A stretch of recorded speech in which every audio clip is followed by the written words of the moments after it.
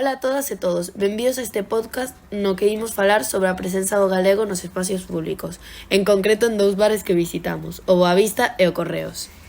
Exactamente. O noso obxectivo é analizar en que lingua se comunican estes locais cos clientes, tanto na fala como na escrita, e cales son as súas percepcións sobre o galego. Para iso, fixemos unha pequena enquisa preguntando sobre os usos lingüísticos e as actitudes cara á lingua. Ademais, relacionaremos os resultados con conceptos sociolingüísticos como a diglosia, a normalización e as actitudes lingüísticas. É interesante ver como a lingua que usamos pode estar influenciada non só polas nosas preferencias persoais, senón tamén por cuestións sociais e históricas. Primeiro falaremos do galego falado nos bares.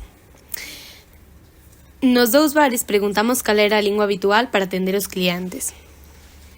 No Boavista responderon galego e as dúas, mentras que no Correo tamén dixeron que falaban galego, pero matizaron que ás veces usan castelán pola xente que non entende o galego. Este é un fenómeno moi común en Galiza. Moitos locais empregan sobre todo o galego, pero adaptan a lingua segundo a clientela.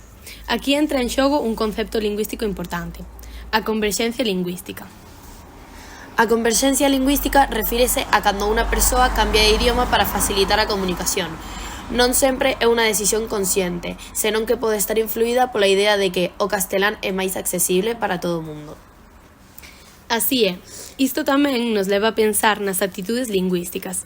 Se ben a maioría dos locais galegofalantes non teñen problema en falar galego, tamén existe certo temor a que o cliente non comprenda ou a que prefira ser atendido en castelán. Agora pasaremos ao galego na escrita, tanto os usos como as costumes. Preguntamos en que lingua están os menús, os cartéis e as listas de presos nestes bares. Aquí vemos unha diferencia clara respecto á fala. No Boavista, a maioría de información escrita está en castelán, e no Correos tamén predomina o castelán, nos menús e na sinalización interna. Isto é un exemplo da diglosia, que é cando unha lingua se usa principalmente na oralidade e outra domina na escrita, ou nos ámbitos máis formais. En Galicia, esta situación vén dunha longa historia onde o galego estivo relegado da administración, do ensino e da escrita pública. Cando preguntamos por que non usan máis o galego na escrita, atopamos respostas como non o pensei ou é costume. Isto demostra que ás veces non hai un rexeitamento consciente ao galego, senón que simplemente se segue unha tradición sen cuestionala. Outra resposta foi, en castelán entendémonos todos. Aquí vemos un dos prexuízos lingüísticos máis arraigados, a idea de que o castelán é máis útil ou máis universal. Pero tamén houbo respostas máis positivas. Algúnas persoas dixeron que usan o galego na escrita porque é a nosa lingua, ou porque é a lingua que falo. Isto é un sinal de que a normalización do galego avanza, aínda que de maneira desigual. Agora pasaremos a falar das actitudes cara ao uso do galego na lingua escrita.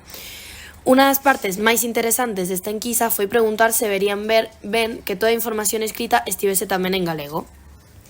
A maioría respondeu que non lles importaría e que mesmo lles parecería ben, sempre que tivesen asesoramento para facelo correctamente. Isto indica que moitas veces o problema non é falta de vontade, senón o descoñecemento ou a falta de recursos. Outra resposta moi positiva foi axudaría a normalizar a nosa lingua no ámbito escrito. Isto demostra que hai quen ten consciencia da importancia de que o galego estea presente tamén non só na fala, senón na escrita. Isto enlaza cun concepto fundamental, a normalización lingüística. Para que unha lingua sobreviva e se use con normalidade, ten que estar presente en todos os ámbitos da vida. Non só na comunicación cotiá, senón tamén na escrita, na administración, nos medios de comunicación, etc. Ahora pasaremos a falar do que se pode facer para mellorar a situación. Despois de analizar os datos, a gran pregunta é que podemos facer para aumentar a presenza do galego nos espazos públicos. Un primeiro paso sería ofrecer opcións bilingües nos establecementos, con cartéis e menús en galego e castelán. Isto permitiría que as persoas que queren ler en galego poidan facelo sen excluir a ninguén.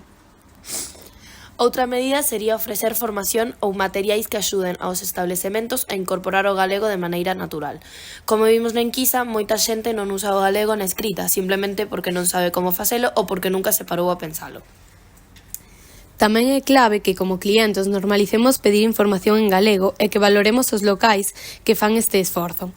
Pequenos cambios na nosa forma de actuar poden axudar a que o galego teña máis presenza no día a día. Como conclusión, podemos dicir que o galego segue moi presente na oralidade nos bares que visitamos, pero que na escrita aínda hai moito camiño por percorrer. A diglosia segue sendo unha realidade, pero tamén hai unha apertura cara á normalización. Os resultados das nosas enquisas mostran que hai unha vontade de usar máis o galego, pero que moitas veces falta iniciativa ou recursos. Con pequenas accións, tanto por parte dos establecementos como da clientela, podemos axudar a darlle máis visibilidade ao galego. Ata aquí o noso podcast. Moitas grazas por escoitarnos e lembrade que pequenos cambios poden ter un gran impacto na normalización da nosa lingua. Mentres tanto, animádevos a falar e escribir en galego sempre que poidades. Ata a próxima!